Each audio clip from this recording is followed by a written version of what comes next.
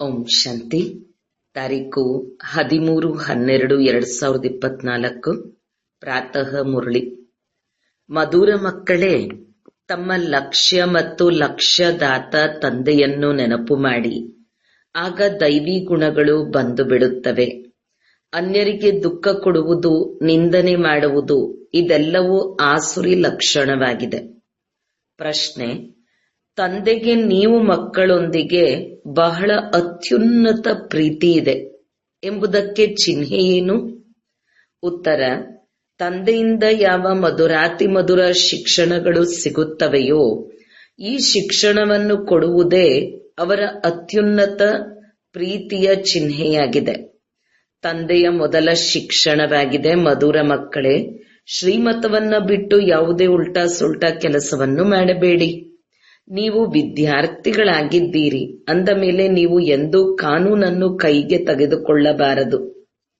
ನೀವು ತಮ್ಮ ಮುಖದಿಂದ ಸದಾ ರತ್ನಗಳನ್ನೇ ಹೊರಹಾಕಿ ಕಲ್ಲುಗಳನ್ನು ಅಲ್ಲ.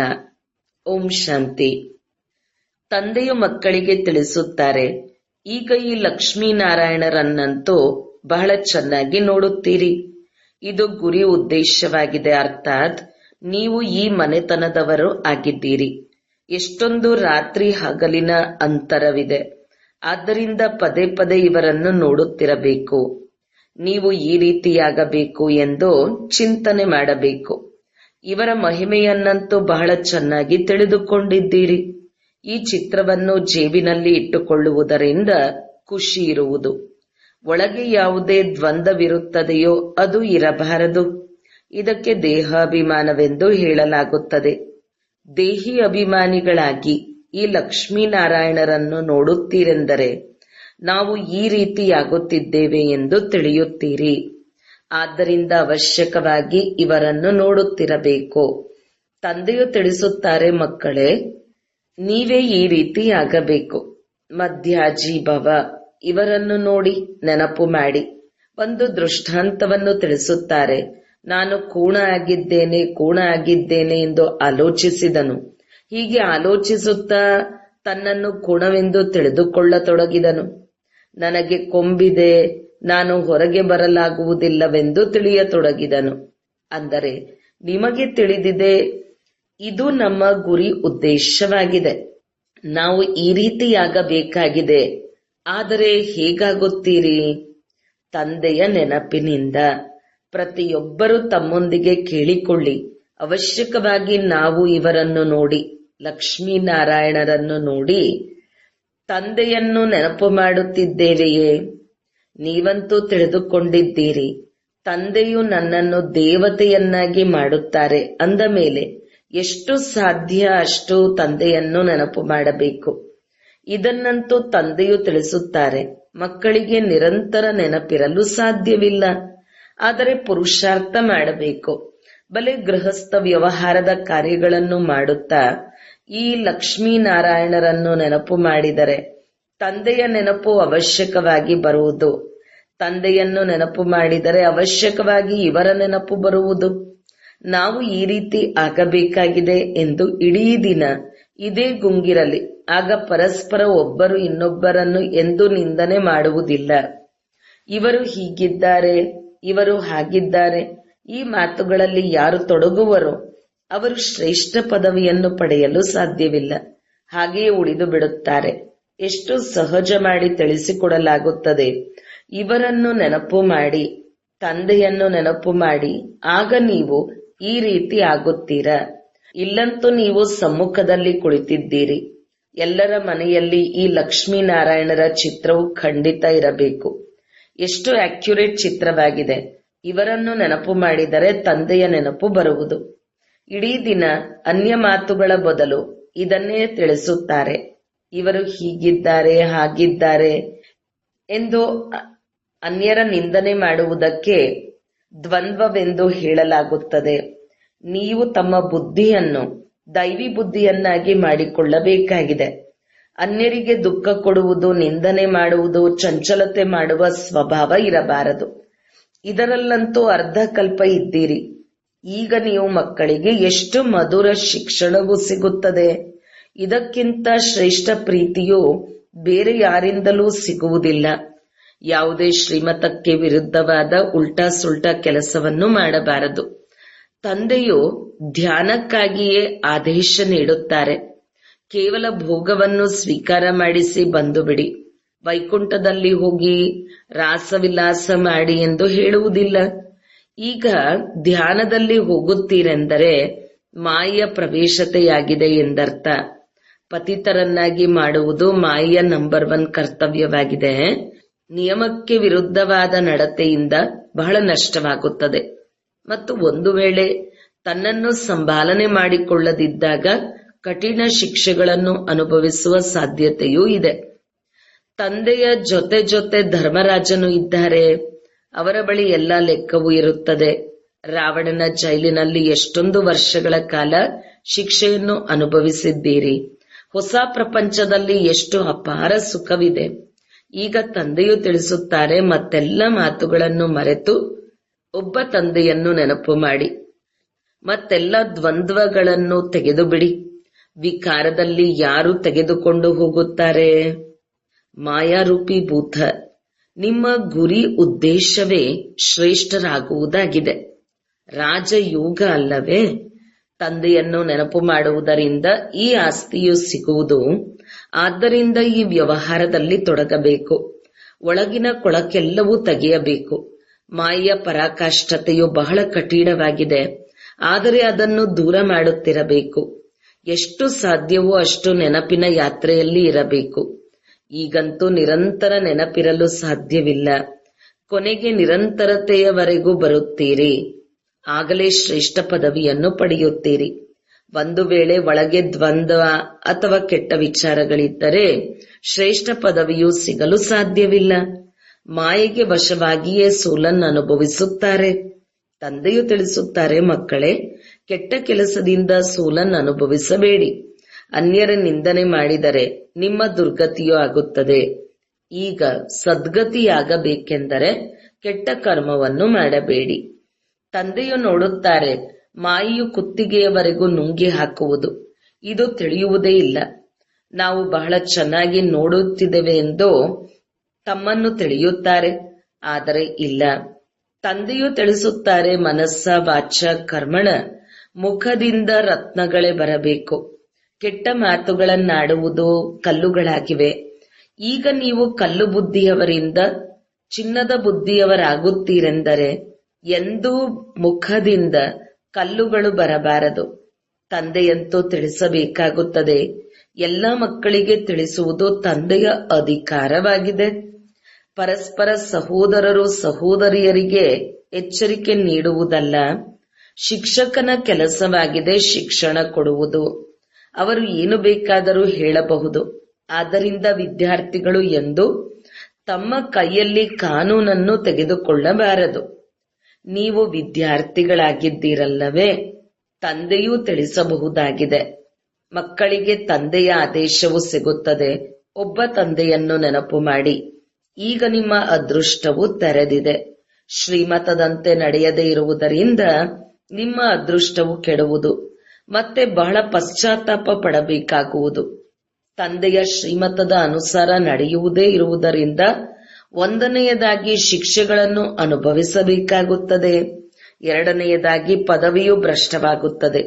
ಇದು ಜನ್ಮ ಜನ್ಮಾಂತರ ಕಲ್ಪ ಕಲ್ಪಾಂತರದ ಆಟವಾಗಿದೆ. ತಂದೆಯೇ ಬಂದು ಓದಿಸುತ್ತಾರೆ. ಆದ್ದರಿಂದ ಬುದ್ಧಿಯಲ್ಲಿರಬೇಕು, ತಂದೆಯು ನಮ್ಮ ಶಿಕ್ಷಕನಾಗಿದ್ದಾರೆ. ಇವರಿಂದ ಈ ಹೊಸ ಜ್ಞಾನವು ಸಿಗುತ್ತದೆ. ತಮ್ಮನ್ನು ಆತ್ಮವೆಂದು ತಿಳಿಯಿರಿ. ಆತ್ಮಗಳು ಮತ್ತು ಪರಮಾತ್ಮನ ಮೇಳವೆಂದು ಹೇಳಲಾಗುತ್ತದೆಯಲ್ಲವೇ? 5000 ವರ್ಷಗಳ ನಂತರ ಮತ್ತೆ ಮಿಲನ ಮಾಡುತ್ತೇವೆ. ಆದ್ದರಿಂದ ಇಲ್ಲಿ ಎಷ್ಟು ಆಸ್ತಿಯನ್ನು ಪಡೆದುಕೊಳ್ಳಬೇಕೋ ಅಷ್ಟು ಪಡೆದುಕೊಳ್ಳಬಲ್ಲಿರಿ. ಇಲ್ಲವಾದರೆ ಬಹಳ ಬಹಳ ಪಶ್ಚಾತ್ತಾಪ ಪಡುವಿರಿ ಮತ್ತು ಅಳುವಿರಿ. ಎಲ್ಲವೂ ಸಾಕ್ಷಾತ್ಕಾರವಾಗುವುದು. ಹೇಗೆ ಶಾಲೆಯಲ್ಲಿ ಮಕ್ಕಳು ಒಂದು ತರಗತಿಯಿಂದ ಇನ್ನೊಂದು ತರಗತಿಗೆ ವರ್ಗಾಯಿತರಾದಾಗ ಕೊನೆಯಲ್ಲಿ ಕುಳಿತುಕೊಳ್ಳುವವರನ್ನು ಎಲ್ಲರೂ ನೋಡುತ್ತಾರೆ, ಹಾಗೆಯೇ ಇಲ್ಲಿಯೂ ಸಹ ವರ್ಗಾಯಿತರಾಗುತ್ತೀರಿ. ನಿಮಗೆ ತಿಳಿದಿದೆ, ಇಲ್ಲಿ ಶರೀರವನ್ನು ಬಿಟ್ಟು ಹೋದರೆ ಸತ್ಯಯುಗದಲ್ಲಿ ರಾಜಕುಮಾರ ರಾಜಕುಮಾರಿಯರ ಕಾಲೇಜಿನಲ್ಲಿ ಭಾಷೆಯನ್ನು ಕಲಿಯುತ್ತೇವೆ. ಇಲ್ಲಿಯ ಭಾಷೆಯನ್ನು ಎಲ್ಲರೂ ಓದಬೇಕಾಗುತ್ತದೆ. ಮಾತೃಭಾಷೆಯಾಗಿದೆ. ಅನೇಕರಲ್ಲಿ ಪೂರ್ಣ ಜ್ಞಾನವಿಲ್ಲ ಎಂದರೆ ಮತ್ತೆ ನಿಯಮಿತವಾಗಿ ಓದುವುದೂ ಇಲ್ಲ. ಒಂದೆರಡು ಬಾರಿ ತಪ್ಪಿಸಿದರೆ ನಿತ್ಯವೂ ಮುರುಳಿಯನ್ನು ತಪ್ಪಿಸುವ ಹವ್ಯಾಸವಾಗಿ ಬಿಡುತ್ತದೆ. ಮಾಯೆಯ ಶಿಷ್ಯರ ಸಂಘವಾಗಿದೆ. ಶಿವತಂದೆಯ ಶಿಷ್ಯರು ಕೆಲವರೇ ಇದ್ದೀರಿ, ಉಳಿದವರೆಲ್ಲರೂ ಮಾಯೆಯ ಶಿಷ್ಯರಾಗಿದ್ದೀರಿ. ನೀವು ಶಿವತಂದೆಯ ಶಿಷ್ಯರಾಗುತ್ತೀರೆಂದರೆ ಮಾಯೆಗೆ ಸಹನೆ ಮಾಡಲಾಗುವುದಿಲ್ಲ. ಆದ್ದರಿಂದ ತಮ್ಮನ್ನು ಬಹಳ ರಕ್ಷಣೆ ಮಾಡಿಕೊಳ್ಳಬೇಕು. ಪತಿತ ಕೊಳಕು ಮನುಷ್ಯರಿಂದ ಬಹಳ ಸಂಭಾಲನೆ ಮಾಡಿಕೊಳ್ಳಬೇಕು. ಹಂಸಗಳು ಮತ್ತು ಕೊಕ್ಕರೆಗಳು ಇದ್ದಾರಲ್ಲವೇ, ತಂದೆಯು ರಾತ್ರಿಯೂ ಸಹ ಶಿಕ್ಷಣವನ್ನು ಕೊಟ್ಟಿದ್ದಾರೆ. ಇಡೀ ದಿನದಲ್ಲಿ ಯಾರಾದರೊಬ್ಬರ ನಿಂದನೆ ಮಾಡದೇ ಇರುವ ಹಾಗಿಲ್ಲ. ಅವರ ಚಿಂತನೆ ಮಾಡುವುದಕ್ಕೆ ದೈವಿ ಗುಣವೆಂದು ಹೇಳಲಾಗುವುದಿಲ್ಲ. ದೇವತೆಗಳು ಇಂತಹ ಕೆಲಸ ಮಾಡುವುದಿಲ್ಲ. ತಂದೆಯು ತಿಳಿಸುತ್ತಾರೆ, ತಂದೆ ಮತ್ತು ಆಸ್ತಿಯನ್ನು ನೆನಪು ಮಾಡಿ ಎಂದು. ಆದರೂ ಸಹ ನಿಂದನೆ ಮಾಡುತ್ತಿರುತ್ತಾರೆ. ಜನ್ಮ ಜನ್ಮಾಂತರದಿಂದ ನಿಂದನೆ ಮಾಡುತ್ತಾ ಬಂದಿದ್ದೀರಿ. ಒಳಗೆ ದ್ವಂದ್ವವಿರುತ್ತದೆ. ಇದು ಸಹ ಒಳಗಿನ ಘರ್ಷಣೆಯಾಗಿದೆ. ಸುಮ್ಮನೆ ತಮ್ಮನ್ನು ಕೊಲೆ ಮಾಡಿಕೊಳ್ಳುತ್ತಾರೆ. ಅನೇಕರಿಗೆ ನಷ್ಟ ಉಂಟು ಮಾಡುತ್ತಾರೆ. ಯಾರು ಹೇಗೆ ಇರಲಿ, ನಿಮ್ಮದೇನು ಹೋಗುತ್ತದೆ? ಎಲ್ಲರ ಸಹಾಯಕ ಒಬ್ಬ ತಂದೆಯಾಗಿದ್ದಾರೆ. ಈಗಂತೂ ಶ್ರೀಮತದಂತೆ ನಡೆಯಬೇಕು. ಮನುಷ್ಯ ಮತವು ಬಹಳ ಕೊಳಕರನ್ನಾಗಿ ಮಾಡುತ್ತದೆ. ಪರಸ್ಪರ ಒಬ್ಬರು ಇನ್ನೊಬ್ಬರ ನಿಂದನೆ ಮಾಡುತ್ತಿರುತ್ತಾರೆ. ನಿಂದನೆ ಮಾಡುವುದು ಮಾಯೆಯ ಭೂತವಾಗಿದೆ. ಇದು ಪತೀತ ಪ್ರಪಂಚವಾಗಿದೆ. ನಾವೀಗ ಪತೀತರಿಂದ ಪಾವನರಾಗುತ್ತೇವೆ ಎಂದು ನೀವು ತಿಳಿದುಕೊಳ್ಳುತ್ತೀರಿ. ಅಂದ ಮೇಲೆ ಈ ಅವಗುಣಗಳೆಲ್ಲವೂ ಕೆಟ್ಟದಾಗಿದೆ. ತಿಳಿಸಲಾಗುತ್ತದೆ, ಇಂದಿನಿಂದ ಎಂದೂ ಇಂತಹ ಕರ್ಮ ಮಾಡುವುದಿಲ್ಲ ಎಂದು. ತಮ್ಮ ಕಿವಿಯನ್ನು ಹಿಡಿದುಕೊಳ್ಳಬೇಕು.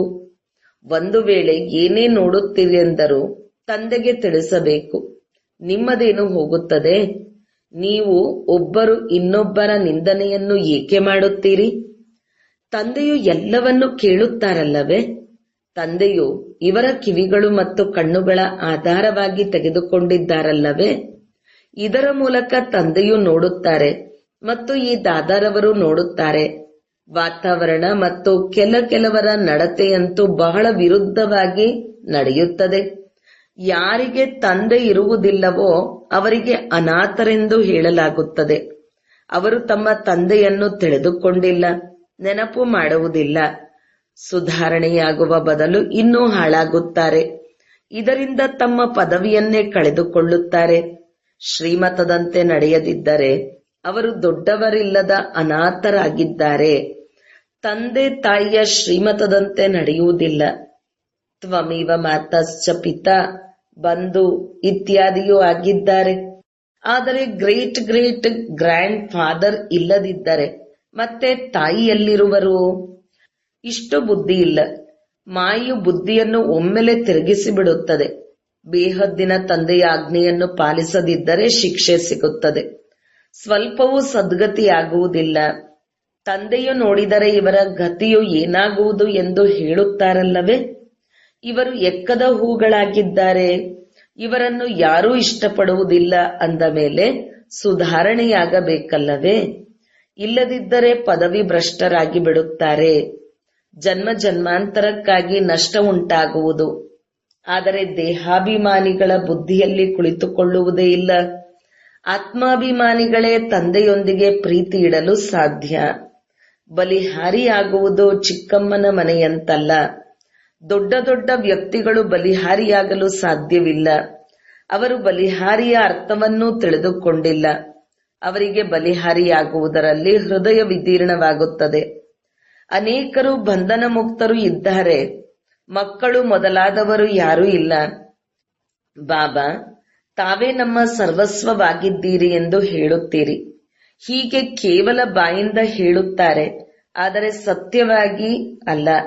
ತಂದೆಗೂ ಸಹ ಅಸತ್ಯವನ್ನೇ ಹೇಳಿಬಿಡುತ್ತಾರೆ. ಬಲಿಹಾರಿಯಾಗುತ್ತಾರೆಂದರೆ ತಮ್ಮ ಮಮತೆಯನ್ನು ತೆಗೆದುಹಾಕಬೇಕು. ಈಗಂತೂ ಅಂತಿಮ ಸಮಯವಾಗಿದೆ ಎಂದರೆ ಶ್ರೀಮತದಂತೆ ನಡೆಯಬೇಕು. ತನ್ನ ಸಂಪತ್ತಿನಿಂದಲೂ ಸಹ ಮಮತೆಯನ್ನು ತೆಗೆಯಬೇಕು. ಹೀಗೆ ಅನೇಕರು ಬಂಧನ ಮುಕ್ತರಾಗಿದ್ದಾರೆ. ಶಿವ ತಂದೆಯನ್ನು ತನ್ನವರನ್ನಾಗಿ ಮಾಡಿಕೊಂಡಿದ್ದಾರೆ. ಹೇಗೆ ದತ್ತು ಮಾಡಿಕೊಳ್ಳುತ್ತಾರಲ್ಲವೇ, ಇವರು ನಮ್ಮ ತಂದೆ, ಶಿಕ್ಷಕ, ಸದ್ಗುರುವಾಗಿದ್ದಾರೆ. ಅವರ ಪೂರ್ಣ ಆಸ್ತಿಯನ್ನು ಪಡೆಯಲು ನಾವು ಅವರನ್ನು ತಮ್ಮವರನ್ನಾಗಿ ಮಾಡಿಕೊಳ್ಳುತ್ತೇವೆ. ಯಾರು ಮಕ್ಕಳಾಗಿ ಬಿಡುತ್ತಾರೆಯೋ ಅವರು ಮನೆತನದಲ್ಲಿ ಅವಶ್ಯಕವಾಗಿ ಬರುತ್ತಾರೆ. ಆದರೆ ಅದರಲ್ಲಿ ಪದವಿಗಳೆಷ್ಟಿದೆ! ಎಷ್ಟೊಂದು ಮಂದಿ ದಾಸದಾಸಿಯರಿದ್ದಾರೆ. ಒಬ್ಬರು ಇನ್ನೊಬ್ಬರ ಮೇಲೆ ಆಜ್ಞೆ ನಡೆಸುತ್ತಾರೆ. ದಾಸಿಯರಲ್ಲಿಯೂ ನಂಬರ್ ವಾರ್ ಆಗುತ್ತಾರೆ. ಶ್ರೀಮಂತ ಮನೆತನದಲ್ಲಿ ಹೊರಗಿನ ದಾಸದಾಸಿಯರಂತೂ ಒಳಗೆ ಬರುವುದಿಲ್ಲ. ಯಾರು ತಂದೆಯ ಮಕ್ಕಳಾಗಿದ್ದಾರೆಯೋ ಅವರೇ ಆಗಬೇಕು. ಇಂತಿಂತಹ ಮಕ್ಕಳಿದ್ದಾರೆ. ಕೆಲವರಲ್ಲಿ ಒಂದು ಬಿಡಿಗಾಸಿನಷ್ಟು ಬುದ್ಧಿ ಇಲ್ಲ. ಮಮ್ಮರವರನ್ನು ನೆನಪು ಮಾಡಿ ಹಾಗೂ ನನ್ನ ರಥವನ್ನು ನೆನಪು ಮಾಡಿ ಎಂದು ತಂದೆಯು ಹೇಳುವುದಿಲ್ಲ.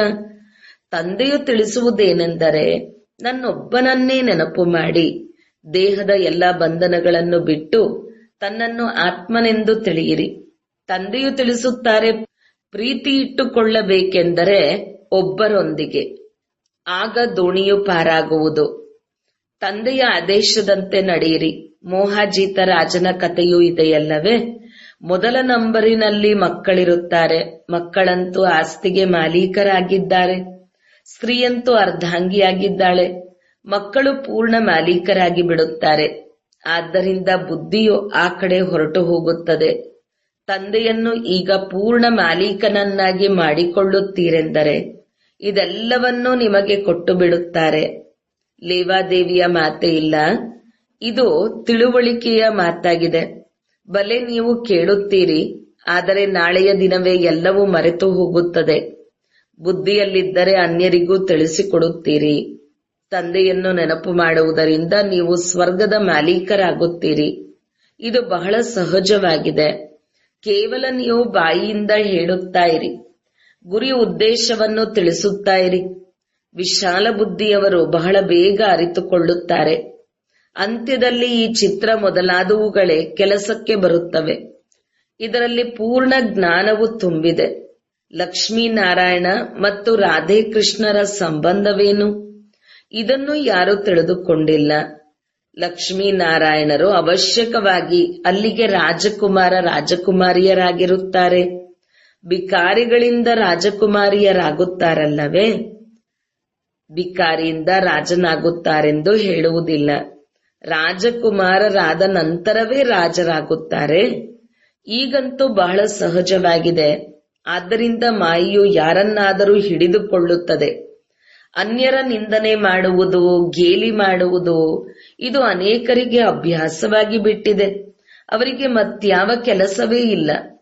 ತಂದೆಯನ್ನು ನೆನಪೇ ಮಾಡುವುದಿಲ್ಲ. ಒಬ್ಬರು ಇನ್ನೊಬ್ಬರನ್ನು ನಿಂದನೆ ಮಾಡುವ ವ್ಯವಹಾರವನ್ನೇ ಮಾಡುತ್ತಾರೆ. ಇದು ಮಾಯೆಯ ಪಾಠವಾಗಿದೆ. ತಂದೆಯ ಪಾಠವಂತೂ ಸಂಪೂರ್ಣ ನೇರವಾಗಿದೆ. ಅಂತಿಮ ಸಮಯದಲ್ಲಿ ಈ ಸನ್ಯಾಸಿ ಮೊದಲಾದವರು ಜಾಗೃತರಾಗುತ್ತಾರೆ. ಜ್ಞಾನವು ಈ ಬ್ರಹ್ಮಕುಮಾರ ಕುಮಾರಿಯಲ್ಲಿದೆ ಎಂದು ಹೇಳುತ್ತಾರೆ. ಕುಮಾರ ಕುಮಾರಿಯರಂತೂ ಪವಿತ್ರವಾಗಿರುತ್ತಾರಲ್ಲವೇ? ಪ್ರಜಾಪಿತ ಬ್ರಹ್ಮನ ಮಕ್ಕಳಾಗಿದ್ದಾರೆ. ನಮ್ಮಲ್ಲಿ ಯಾವುದೇ ಕೆಟ್ಟ ವಿಚಾರವೂ ಸಹ ಬರಬಾರದು. ಕೆಲವರಿಗೆ ಈಗಲೂ ಸಹ ಕೆಟ್ಟ ವಿಚಾರಗಳು ಬರುತ್ತವೆ. ನಂತರ ಇದಕ್ಕೆ ಪ್ರತಿಯಾಗಿ ಶಿಕ್ಷೆಯೂ ಬಹಳ ಕಠಿಣವಾಗಿದೆ. ತಂದೆಯಂತೂ ಬಹಳಷ್ಟು ತಿಳಿಸುತ್ತಾರೆ. ಆದರೂ ಸಹ ನಿಮ್ಮ ನಡತೆಯು ಸರಿಯಿಲ್ಲದಿದ್ದರೆ ಇಲ್ಲಿರಲು ಸಾಧ್ಯವಾಗುವುದಿಲ್ಲ. ಸ್ವಲ್ಪ ಶಿಕ್ಷೆಯನ್ನು ಕೊಡಬೇಕಾಗುತ್ತದೆ. ನೀವು ಯೋಗ್ಯರಲ್ಲ. ತಂದೆಗೆ ಮೋಸ ಮಾಡುತ್ತೀರಿ. ನೀವು ತಂದೆಯನ್ನು ನೆನಪು ಮಾಡುವುದಿಲ್ಲ. ಸ್ಥಿತಿಯು ಕೆಳಗೆ ಬಂದು ಬಿಡುತ್ತದೆ. ಸ್ಥಿತಿಯು ಕೆಳಗೆ ಬರುವುದೇ ಶಿಕ್ಷೆಯಾಗಿದೆ. ಶ್ರೀಮತದಂತೆ ನಡೆಯದಿದ್ದರೆ ಪದವಿ ಭ್ರಷ್ಟ ಮಾಡಿಕೊಳ್ಳುತ್ತೀರಿ. ತಂದೆಯ ಆದೇಶದಂತೆ ನಡೆಯದೇ ಇದ್ದರೆ ಇನ್ನೂ ಭೂತಗಳು ಪ್ರವೇಶವಾಗುತ್ತದೆ. ಬಹಳ ದೊಡ್ಡ ಕಠಿಣ ಶಿಕ್ಷೆಗಳು ಈಗಲೇ ಸಿಗದಿರಲೆಂದು ತಂದೆಗೆ ಕೆಲವೊಮ್ಮೆ ವಿಚಾರ ಬರುತ್ತದೆ. ಶಿಕ್ಷೆಗಳು ಬಹಳ ಗುಪ್ತವಾಗಿರುತ್ತದೆಯಲ್ಲವೇ? ಎಲ್ಲಿಯೂ ಕಠಿಣ ಶಿಕ್ಷೆಯು ಬರದಿರಲಿ. ಕೆಲವರು ಕೆಳಗೆ ಬೀಳುತ್ತಾರೆ, ಶಿಕ್ಷೆಯನ್ನು ಅನುಭವಿಸುತ್ತಾರೆ. ತಂದೆಯಂತೂ ಮಕ್ಕಳಿಗೆ ಸನ್ನೆಯಿಂದಲೇ ತಿಳಿಸುತ್ತಿರುತ್ತಾರೆ. ಅನೇಕರು ತಮ್ಮ ಅದೃಷ್ಟಕ್ಕೆ ಗೆರೆ ಎಳೆದುಕೊಳ್ಳುತ್ತಾರೆ. ತಂದೆಯು ಬಹಳ ಎಚ್ಚರಿಕೆ ನೀಡುತ್ತಾರೆ. ಈಗ ಹುಡುಗಾಟಿಕೆ ಮಾಡುವ ಸಮಯವಲ್ಲ. ತಮ್ಮನ್ನು ಸುಧಾರಣೆ ಮಾಡಿಕೊಳ್ಳಿ. ಅಂತಿಮ ಗಳಿಗೆಯು ಬರುವುದರಲ್ಲಿ ಇನ್ನೇನು ತಡವಿಲ್ಲ. ಒಳ್ಳೆಯದು. ಮಧುರಾತಿ ಮಧುರ ಅಗಲಿ ಹೋಗಿ ಮರಳಿ ಸಿಕ್ಕಿರುವಂತಹ ಮಕ್ಕಳಿಗೆ ಪ್ರೀತಿಯ ಮಾತಾಪಿತಾ ಬಾಬ್ದಾದರವರ ನೆನಪು, ಪ್ರೀತಿ ಹಾಗೂ ನಮಸ್ತೆ. ಆತ್ಮೀಯ ಮಕ್ಕಳಿಗೆ ಆತ್ಮೀಯ ತಂದೆಯ ನಮಸ್ತೆ. ಧಾರಣೆಗಾಗಿ ಮುಖ್ಯ ಸಾರ. 1. ಯಾವುದೇ ನಿಯಮಕ್ಕೆ ವಿರುದ್ಧವಾದ, ಶ್ರೀಮತಕ್ಕೆ ವಿರುದ್ಧವಾದ ನಡವಳಿಕೆಯಲ್ಲಿ ನಡೆಯಬಾರದು. ತಮ್ಮನ್ನು ತಾವೇ ಸುಧಾರಣೆ ಮಾಡಿಕೊಳ್ಳಬೇಕು. ಕೊಳಕು ಚೀಚಿ ಪತಿತ ಮನುಷ್ಯರಿಂದ ತಮ್ಮನ್ನು ಸಂಭಾಲನೆ ಮಾಡಿಕೊಳ್ಳಬೇಕು. 2. ಬಂಧನ ಮುಕ್ತರಾಗಿದ್ದರೆ ಸಂಪೂರ್ಣ ಬಲಿಹಾರಿಯಾಗಬೇಕಾಗಿದೆ. ತಮ್ಮ ಮಮತೆಯನ್ನು ತೆಗೆದುಹಾಕಬೇಕು. ಎಂದೂ ಯಾರದೇ ನಿಂದನೆ ಅಥವಾ ಪರಚಿಂತನೆ ಮಾಡಬಾರದು. ಕೊಳಕು ಕೆಟ್ಟ ವಿಚಾರಗಳಿಂದ ಸ್ವಯಂ ಅನ್ನು ಮುಕ್ತವಾಗಿಟ್ಟುಕೊಳ್ಳಬೇಕು.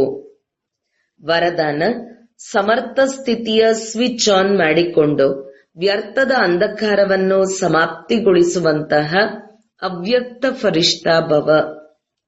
ಹೇಗೆ ಸ್ಥೂಲ ಲೈಟಿನ ಸ್ವಿಚ್ ಆನ್ ಮಾಡುವುದರಿಂದ ಅಂಧಕಾರವು ಸಮಾಪ್ತಿಯಾಗಿ ಬಿಡುತ್ತದೆ, ಹಾಗೆಯೇ ಸಮರ್ಥ ಸ್ಥಿತಿಯಾಗಿದೆ ಸ್ವಿಚ್. ಈ ಸ್ವಿಚ್ ಅನ್ನು ಆನ್ ಮಾಡುತ್ತಿದ್ದರೆ ವ್ಯರ್ಥದ ಅಂಧಕಾರವು ಸಮಾಪ್ತಿಯಾಗಿ ಬಿಡುತ್ತದೆ. ಒಂದೊಂದು ವ್ಯರ್ಥ ಸಂಕಲ್ಪವನ್ನು ಸಮಾಪ್ತಿ ಮಾಡುವ ಪರಿಶ್ರಮದಿಂದ ಮುಕ್ತರಾಗಿ ಬಿಡುತ್ತೀರಿ. ಯಾವಾಗ ಸ್ಥಿತಿಯು ಸಮರ್ಥವಾಗುತ್ತದೆ ಎಂದರೆ ಮಹಾದಾನಿ ವರದಾನಿಯಾಗಿ ಬಿಡುತ್ತೀರಿ. ಏಕೆಂದರೆ ದಾತನ ಅರ್ಥವೇ ಆಗಿದೆ ಸಮರ್ಥ. ಸಮರ್ಥರೇ ಕೊಡಲು ಸಾಧ್ಯ. ಮತ್ತು ಎಲ್ಲಿ ಸಮರ್ಥತೆ ಇದೆ ಅಲ್ಲಿ ವ್ಯರ್ಥವು ಸಮಾಪ್ತಿಯಾಗಿ ಬಿಡುತ್ತದೆ. ಅಂದ ಮೇಲೆ ಅವ್ಯಕ್ತ ಫರಿಷ್ಠೆಗಳ ಶ್ರೇಷ್ಠ ಕಾರ್ಯವೂ ಇದೇ ಆಗಿದೆ. ಸ್ಲೋಗನ್: ಸತ್ಯತೆಯ ಆಧಾರದಿಂದ ಸರ್ವ ಆತ್ಮರ ಹೃದಯದ ಆಶೀರ್ವಾದಗಳನ್ನು ಪ್ರಾಪ್ತಿ ಮಾಡಿಕೊಳ್ಳುವವರೇ ಭಾಗ್ಯವಂತ ಆತ್ಮರಾಗಿದ್ದಾರೆ. ಓಂ ಶಾಂತಿ.